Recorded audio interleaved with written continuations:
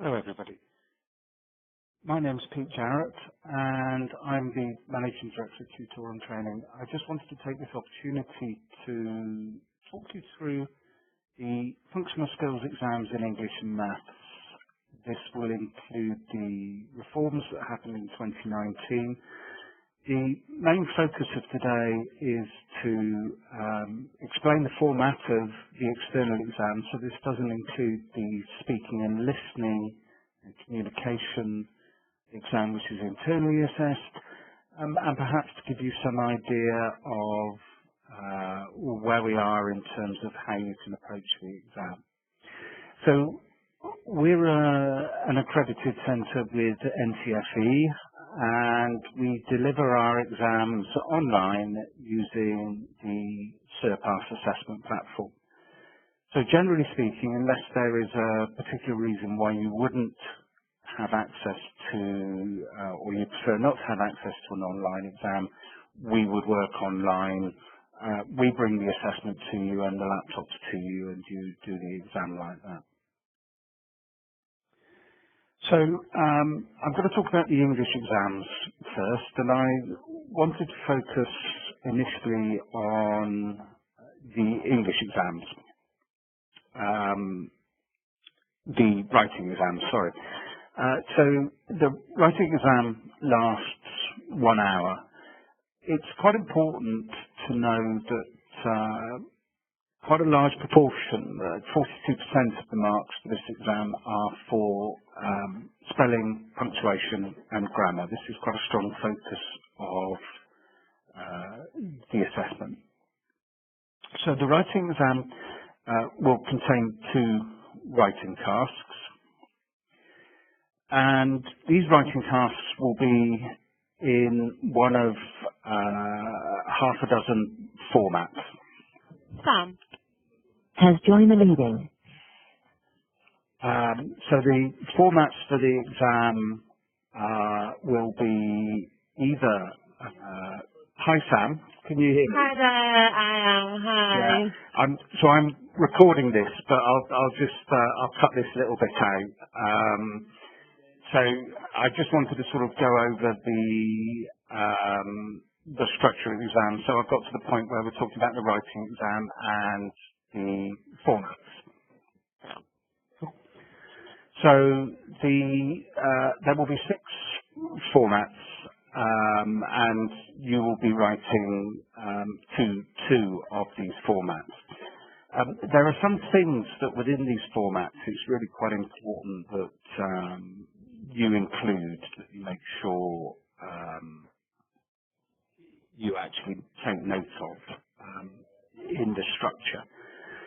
So the formats, let's just work through those quickly. So the first one is you might be asked to write a formal letter. It's really important if you're writing a letter, and this is common sense, this is the kind of thing that you would use anyway, that you include the sender's and the recipient's address, you include the date, some form of salutation, dear sir, dear madam, whatever. If they've given you the name of the person, then include that person, and then some form of signature and sign-off. So what they're looking for is a relatively clearly expressed business-style formal letter. I would hope that as we're all adults in the workplace, that it'll be a lot easier for you to you will have seen letters like this, and you'll be able to include the right parts of it. So the second format that you might be asked to complete is an article. Now, the NCFE, if you're writing articles, they particularly like that you ensure that you have plenty of headings and subheadings, that you break everything up so that you make it very easy for the reader to be able to kind of access what they need to know straightforwardly, in the style that you would expect to see in a magazine or a newspaper. You might want to include a strapline, one short line, or a couple of sentences just explain the main purpose of the article. If you feel that you want to be creative in this, please do. The more creative you are, the better frame of mind it's the examiner in. So it's always good to do that. If you have quite a lot of information and you want to get that information across in as concise as possible way, use bullet points. Think about very much if you're writing an article, if you're using any of the evidence that's been provided to you in the evidence documents, and so somebody makes a quote or something like that, make sure you attribute that quote to the person that's made it. So they're looking for something that would be in the style of a magazine or a newspaper article. There are two types of emails they might ask you to write, either a personal email or a formal email. Here we're very much looking at the nature of the audience. So if it's a personal email to a friend, they're looking for that sort of chatty nature, the less formal language. But they will expect you to use the recipient's address. Obviously, you can't send an email without knowing who you're sending it to. Something that the email's about, and then an appropriate salutation for a personal email. So, hi, how you doing? Whatever you choose to use in that respect. Whereas with the formal email, they'll be looking for a more formal salutation, so something along the lines of dear. Likewise, in the sign-off, what they'll be looking for in the personal one is cheers for now, and in the formal, something along the lines of best wishes, kind regards, that kind of thing. The fifth format is that of a leaflet. The leaflet is similar to the article. It's more informative than persuasive. So an article will tend to be more persuasive. A leaflet might be more educational, more informative. Again, the headings and subheadings include bullet points if you want to get a lot of information across concisely. And think about the structure, how you indent the page, whether you might want to number paragraphs, all of that kind of thing. But be as creative as you can. Again, in creating a leaflet, I suppose what they're looking for is that you're understanding how you can kind of explain ideas or certain messages to people. And the last area of format, which is quite common, I think this is likely to turn up fairly often in exams, is the formal report. And once again, they like the headings, they like subheadings, bullet points, numbering, but you're thinking about here explaining, being very clear, using business-like language, formal language to explain complex information. So those are the 6 formats that you're going to get in the writing exam. There are a couple of other things that it's useful to know about as well. Excuse me, I don't think I might have skipped 2 slides there by mistake. I lost where my mouse was for a minute. No, I haven't. So, as I said earlier, spelling, punctuation and grammar are key now in the functional skills exams. So we need to make sure that we're using all the appropriate punctuation properly. We've got an additional resource that we've just acquired, which I will be making available to everybody at some point, or you will have already had it made available by your tutor. It's quite a long book, but it's a very good book that looks at the complexity of the English language and some of the rules in a very straightforward way to help you make sure that you're up to speed. I don't necessarily expect you to read the whole thing. It's a book to just dip in and dip out of. So punctuation, we need to make sure that we are using commas, apostrophes, quotation marks, question marks, colons appropriately. My advice is to try and keep it as simple as possible. They do like complex sentences. What they mean by complex sentences are sentences that include more than one idea separated by a comma. Obviously, the reason that they like this is because they're trying to get you to demonstrate your skill in using the appropriate punctuation. So do think about complex sentences, but don't overthink about it. My advice is to very much just focus on writing as you would normally write. You're all professional people, and it's appropriate that... Can you hear me okay, Sam? I'm just checking. I can, yeah. Yeah, cool. It's appropriate that you sort of write in a way that communicates your personality as well. Grammar is really important. I think with grammar, the best way of approaching this is that we work with you to see how you write normally. To spend an awful lot of time learning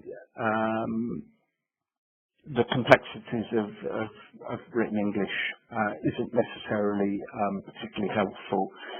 It's much more useful to look at the way that you write and to then work with that and kind of repair any bad habits that you might have. So again, I wouldn't worry about it too much. We will ask you to do past papers, and we will review those past papers, and we will give you information. Do that. And the last area that they're being marked, that you're now being assessed on, is spelling words used in work, study daily life, including specialist words, and they need to be spelled accurately. Again, I think here it's actually about not over complicating your language. It makes sense to use fairly straightforward language that's very much within your comfort zone. There's often a risk of actually trying to use language that you wouldn't normally use to write. That's probably over and above the level that we're working at here. So at level 2, use as clear, straightforward language as you possibly can. Don't overcomplicate it. Keep it nice and simple. And work within your limits. If there are words that you know that you often spell incorrectly, then find an alternative word that you can spell to do it. But it's about error avoidance. So spelling, punctuation and grammar, now quite a strong focus on that, but our intention is to work with you and to make sure that you're up to speed with all of that. So moving on to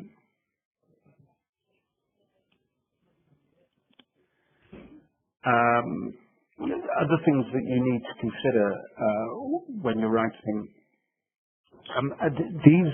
We're going to revisit this slide when we're looking at the reading paper as well. And we kind of covered it a little bit already, but certainly one of the things that they want to see evidence of is recognizing both the language that you used to be using and the audience that you're writing for, whether you should be writing formally or informally, or whether this is the kind of language you use in the workplace or perhaps in familiar real-life situations if you're talking to friends, magazine articles. So there are these different contexts that you might be working on. It's really helpful to consider the nature of the task and from that extract what you think they are asking you to do. If you are thinking before you start writing a task, when you're planning for a task, do I need to be formal or informal? Who are the audience going to be? That really helps. For some of the tasks, they're actually, if you're, for example, writing an article, they might want you to use quite an informal, it might make sense to use quite an informal, chatty style to do that. But if you're actually thinking about this before you go into the task, it will help. The other thing that it's really important to emphasise is the need to draw on information in any supporting materials. So there will be a scenario for you to work to. Any information that you can draw out of that scenario and incorporate into your work will make sense. There will also be a certain amount of you working out yourself how you are supposed to act in that context. So the other thing that's really important for you to consider, and this comes through also in the reading tasks, is the purpose of the document. Is the document that you're writing trying to be persuasive, descriptive? Are you trying to change people's minds? Are you just describing something that's happening?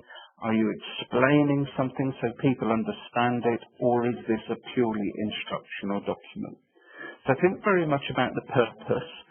So we're talking about the audience, the purpose, and then whatever extra information that you have about the task. And that will help you then. Let's read that. I just want to talk a little bit about now about the reading tasks. So the same things apply in reading, and what you're trying to do here is kind of understand what people are getting at using the types of text, the language, etc. So we've got a paragraph here from a practice assessment. And by reading it through, but the bosses who should be working to serve the public in our hospitals, our universities, our police forces and our councils have been cashing it in. They've been lining their own pockets and cheating the taxpayer out of millions of pounds.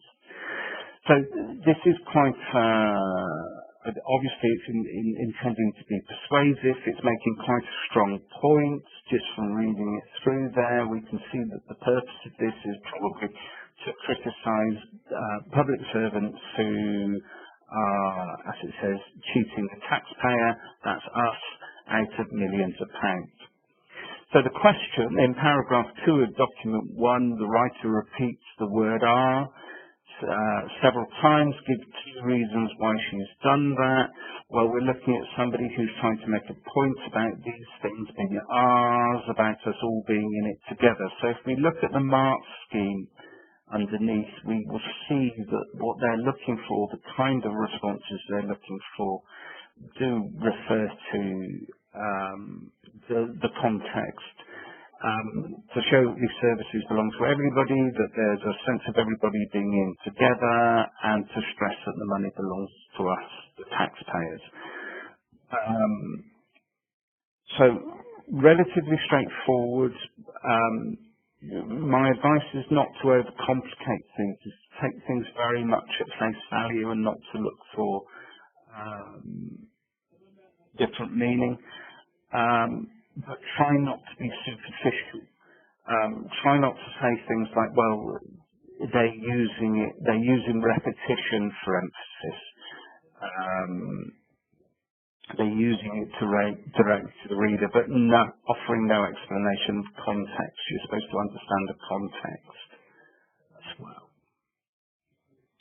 So let's quickly talk about the maths exams. Under the new format, there's actually now a non-calculator paper and a calculator paper.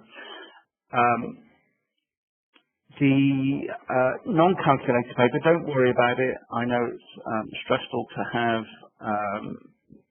the tool taken away. In general, the calculations will always be quite straightforward. The one thing I will say is that division skills are very likely to be tested, so that's something that you need to practice and you quite possibly need to get some support from. My intention is to do a lot more of these webinars just so that they're there for you as a resource. You can either join into them or we can send you the recordings or we will let you have access to the recordings. I think the whole idea around division is something that I'll probably do very soon in the next couple of days. So here we have a question. Alex, Jas and Steph each get a student loan to help with living expenses. Steph's loan is £9,000. And then we're asked to think about how she budgets. So she budgets 2/5 for a loan for food and 1/6 for travel, and how much money will be left from a loan for rent and other spending. So we are compartmentalising up her £9,000, and then we are working with fractions. So obviously we would have to be working on what 2/5 of the £9,000 is and 1/6 of the £9,000. This is what we call decomposition and recomposition, understanding a number is made up of other numbers that go together and that you can have fractions or percentages of those numbers. And that's very likely to be something that's quite a strong theme running through the non-calculator papers. So it's really useful to have a range of strategies. For example, knowing that if we divide something by 100, that will enable us to find 1%, and if we find 1%, then we can multiply that to find 3%. If we divide something by 10, that will give us what 10% is, or 1/10. If we divide something by 5, that will give us 20% or 1/5. Understanding those kind of ideas are going to be really useful, and as I say, I'll do a webinar on that in the next day or two. I think something else that's really helpful is to understand the question. I think it's really helpful to work through just this 4-step problem-solving rubric. The first thing is, what is the question about? So understanding what the question is about, and that's working through everything in quite a methodical way. So we have here that the students work out together that they have £6,000 each year to spend. Between them, they find a flat to rent, and that's going to cost them £5,000 per year. They want to stay in the flat for 3 years, so they're going to be there for 3 years. But the rent increases by 3% each September. Will it still be within their budget in the 3rd year? In other words, after the 1st year, it's going to increase. So the 1st year will be 5,500. It's going to go up by 3%, and then it's going to go up by 3% from that figure that you had at the end of the 2nd year. So understanding how that works enables us then to work through what we do know. Well, we know that the initial starting cost is 5,500. We know that that's going to go up by 3% in the next year.